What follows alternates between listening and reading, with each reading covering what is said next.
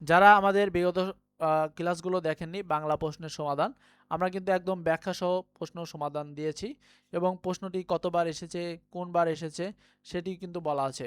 আমরা এখন 13তম শিক্ষক নিবন্ধন পরীক্ষার কলেজ এবং স্কুল পর্যায়ের সকল বাংলা প্রশ্ন ব্যাখ্যাসমূহ সমাধান করব। চলুন শুরু করি।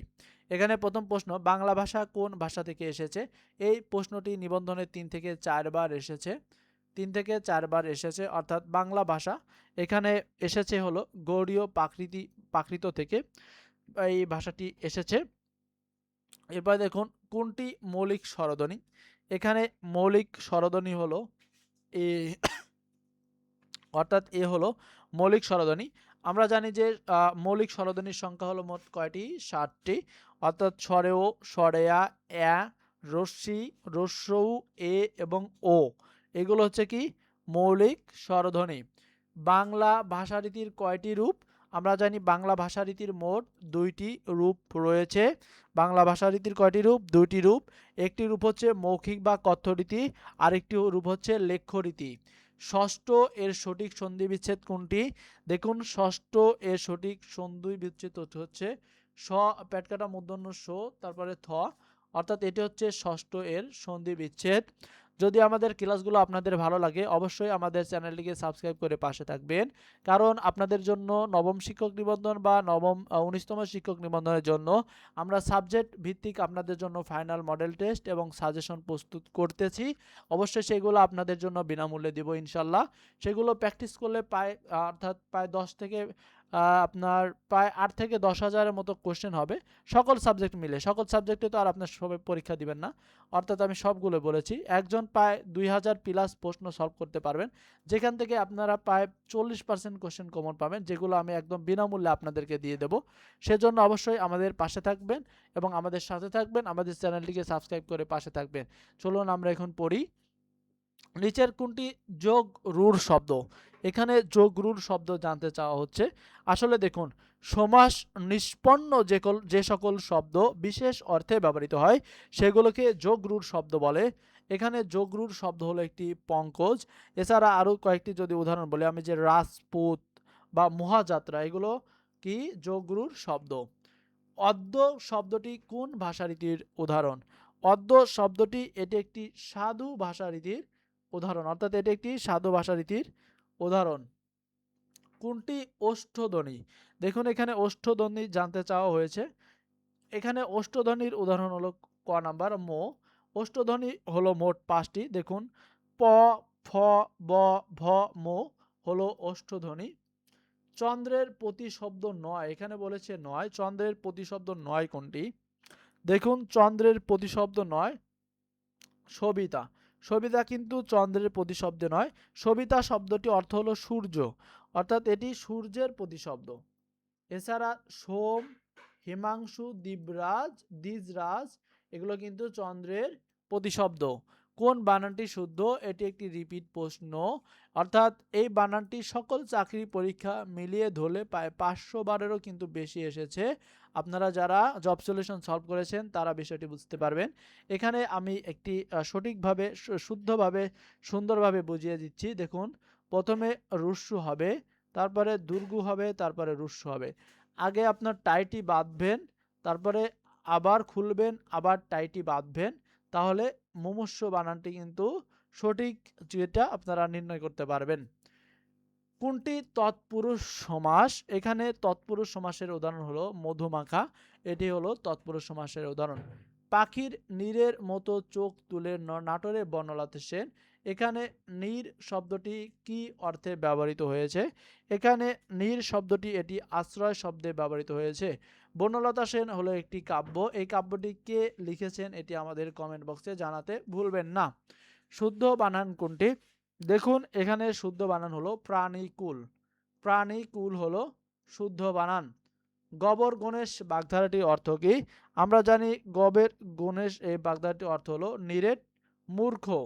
এরপরে দেখব কোনগুলো দন্তধ্বনি। দেখছেন অর্থাৎ আপনারা দেখেছেন একটি প্রশ্নে দন্তধ্বনি আসে, ওষ্ঠধ্বনি আসে, মানে কি পরিমাণ ইজিলি কোশ্চেনগুলো দেয় আর আপনারা এত হাই হতাশ করেন।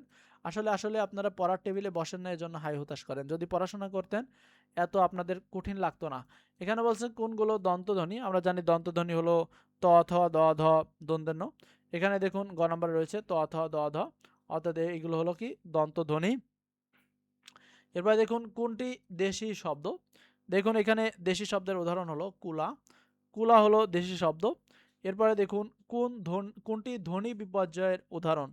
ধ্বনি বিপর্যয়ের উদাহরণ হলো এখানে লাভ, ফাল, অর্থাৎ এই ল গেছে শেষে এবং ফ এসেছে শেষে, অর্থাৎ দুটির পরিবর্তন হয়েছে লাভ, ফাল, অর্থাৎ এটি ধ্বনি বিপর্যয়ের উদাহরণ। এখানে দেখুন প্রথমে রয়েছে যে শরীর থেকে শরীর, এটি হলো শরীর থেকে শরীর, এটি একটি বিষমী ভবনের উদাহরণ। এরপরে রয়েছে যে দুর্গা থেকে দুর্গা, দুর্গা থেকে দুর্গা, এটি হলো সমীভবনের উদাহরণ। হংস থেকে হাঁস, হংস থেকে হাঁস, এটি হলো নাসিক্য ভবনের উদাহরণ। এরপরে দেখুন পতাকা এর সমার্থক শব্দ কোনটি। পতাকা এর সমার্থক শব্দ হলো কেতন। নয়ন শব্দটি সঠিক প্রত্যয় কোনটি। নয়ন শব্দটির সঠিক প্রত্যয় হলো নি যোগ অন, অর্থাৎ নয়ন হলো সঠিক প্রত্যয়। বাক্যে বিস্ময়সূচক চিহ্ন থাকলে কতক্ষণ থামতে হবে। বাক্যে বিস্ময়সূচক চিহ্ন থাকলে মূলত 1 সেকেন্ড থামতে হয়। অলিক এর বিপরীত শব্দ কি। দেখুন অলিক এর বিপরীত শব্দ হলো কি বাস্তব। অলিক বা বাস্তব। পড়ায় আমার মন বসে না, এখানে পড়ায় কোন কারকে কোন বিভক্তি। পড়ায় আমার মন বসে না, এজন্য সবাই বিবাহ করে নেন। পড়ায় আমার মন বসে না, এখানে পড়ায় কোন কারকে কোন বিভক্তি। এটি হলো অধিকরণ কারকের সপ্তমী বিভক্তি। একটু মজা করলাম আপনাদের সাথে আর কি। কোনটি দ্বিগু সমাস। এখানে দ্বিগু সমাসের উদাহরণ হলো সপ্তাহ, একটি দ্বিগু সমাস। নদী এর সমার্থক শব্দ কোনটি। দেখুন নদী এর সমার্থক শব্দ হলো সরিত। এরপরে দেখুন নাদ শব্দের অর্থ কি। নাদ শব্দের অর্থ হলো সিংহের ডাক। নাদ শব্দের অর্থ হলো সিংহের ডাক। এরপরে দেখুন অনুবাদ কত প্রকার। আমরা জানি অনুবাদ হলো 2 প্রকার। একটা আক্ষরিক অনুবাদ অর্থাৎ বাক্য অনুযায়ী হুবহু অনুবাদ, আর একটা হচ্ছে ভাব অনুবাদ অর্থাৎ বাক্যের ভাব অনুবাদ। তাহলে অনুবাদ কিন্তু 2 প্রকার। এখন আমরা দেখব, দেখুন 13তম শিক্ষক নিবন্ধন পরীক্ষার স্কুল পর্যায়ে সকল বাংলা প্রশ্নের সমাধান। প্রথম প্রশ্ন হলো কোন বানানটি শুদ্ধ। আপনাদের আগে বুঝতে হবে কোন প্রশ্নগুলো রিপিটেশন হয় আর কোনগুলো রিপিটেশন হয় না, সেগুলো কিন্তু আপনাদেরকে বুঝতে হবে। যখন কোন বানানটি শুদ্ধ, এগুলো কিন্তু রিপিট খুব কম হয়। আমি কোনগুলো রিপিট হয় কোনগুলো রিপিট হয় না সেগুলো আপনাদেরকে একটু বলে দেব। এখানে কোন বানানটি শুদ্ধ। দেখুন এখানে শুদ্ধ বানান হলো পোশাক, একটি সহজ শুদ্ধ বানান দিয়েছে। কোন বিরাম চিহ্নের বিরতিকাল নেই। আপনাদেরকে 2 নাম্বার কমন দিচ্ছি। বিরাম চিহ্ন বা জ্যোতি চিহ্ন বা ছেদ চিহ্ন 1,00,00,000% সম্পূর্ণ ঠুটস্থ রাখবেন। এখান থেকে 2 নাম্বার 100% কমন পাবেন। আমি 25-এর মধ্যে 2 দিয়ে দিলাম আপনাকে। কোন বিরাম চিহ্নের বিরতিকাল নেই। দেখুন এখানে হাইফেন, এই বিরাম চিহ্নটি বিরতিকাল নেই। কোন বানানটি শুদ্ধ। এখানে শুদ্ধ বানান হলো, আপনাদেরকে মনে রাখার জন্য দিচ্ছি 1 to 1। এই 1 to 1 দিয়ে এটি মনে রাখবেন। 1 হচ্ছে ঋষি আর 2 হচ্ছে দীর্ঘি, আবার 1 হচ্ছে ঋষি। তাহলে এটার সাথে মিলে কোথায় দেখুন যে ঋষি দীর্ঘি ঋষি, এখানে ঋষি ঋষি রয়েছে অর্থাৎ এটি সঠিক নয়। ঋষি দীর্ঘি ঋষি অর্থাৎ এটি কিন্তু সঠিক। আবার ঋষি ঋষি রয়েছে, আবার ঋষি দীর্ঘি দীর্ঘি রয়েছে অর্থাৎ এ দুটি কিন্তু ভুল। তাহলে এখানে সঠিক বানান হলো খ নাম্বার, এটি মনে রাখবেন। আলালি বা হুতমি ভাষা বলা হয় কোন ভাষাকে। আলালি বা হুতমি ভাষা বলা হয় চলিত ভাষাকে। দুহিতা এর বিপরীত শব্দ কোনটি।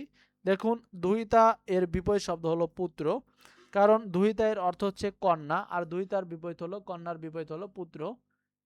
অটোনমাস শব্দের অর্থ কি। অটোনমাস শব্দের অর্থ হলো স্বায়ত্ত শাসিত। জায়া শব্দের সমার্থক শব্দ কোনটি। জায়া শব্দের সমার্থক শব্দ হলো অর্ধাঙ্গিনী। চতুষ্পদ শব্দের সন্ধি বিচ্ছেদ কোনটি। এগুলো রিপিট আসার মতো একটা প্রশ্ন। চতুষ্পদ শব্দের সঠিক সন্ধি বিচ্ছেদ এখানে হলো, দেখুন চতু যোগ পদ, এখানে কিন্তু বিসর্গ রয়েছে, এটি খেয়াল রাখবেন। চতুর্যোগ পদ চতুষ্পদ। সিংহ পুরুষ কোন সমাসের উদাহরণ। সিংহ পুরুষ এটি হলো উপমিত কর্মধারয় সমাসের উদাহরণ। এরপরে মানব শব্দের প্রকৃতি প্রত্যয় কোনটি। মানব শব্দের প্রকৃতি প্রত্যয় হলো মনু যোগ স্ন, অর্থাৎ যে মানব। আপনাদেরকে কিন্তু একটি প্রশ্ন দিয়েছিলাম, আবারও দিচ্ছি। এই যুক্ত বর্ণের কোন কোন শব্দ অক্ষর মিলে গঠিত সেটি আমাদের কমেন্ট বক্সে জানাবেন। এরপরে দেখুন, যে উপকারীর অপকার করে তাকে বলা হয় কৃতঘ্ন বলা হয়।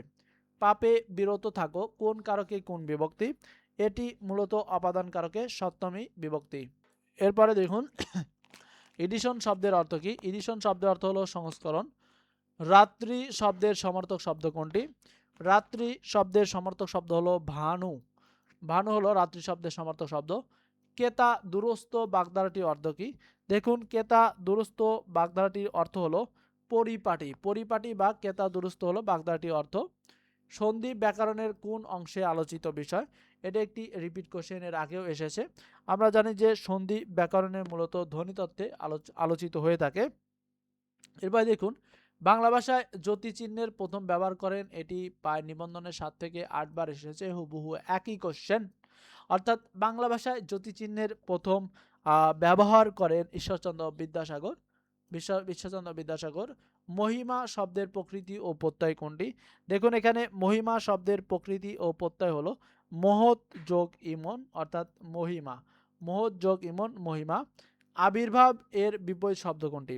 আবির্ভাব এর বিপরীত শব্দ হলো তিরোভাব। আবির্ভাব অর্থ কি? উদয় বা প্রকাশ। এর বিপরীত শব্দ হচ্ছে তিরোভাব, অর্থাৎ অন্তর্ধান বা তিরোধান। দহরম মহরম এর বিপরীত বাগধারা কোনটি? দহরম মহরম এর বিপরীত বাগধারা হলো, দেখুন এখানে অহিনকুল হবে। অর্থাৎ দহরম মহরমের বিপরীত বাগধারা হলো অর্থাৎ আপনার যে অহিনকুল।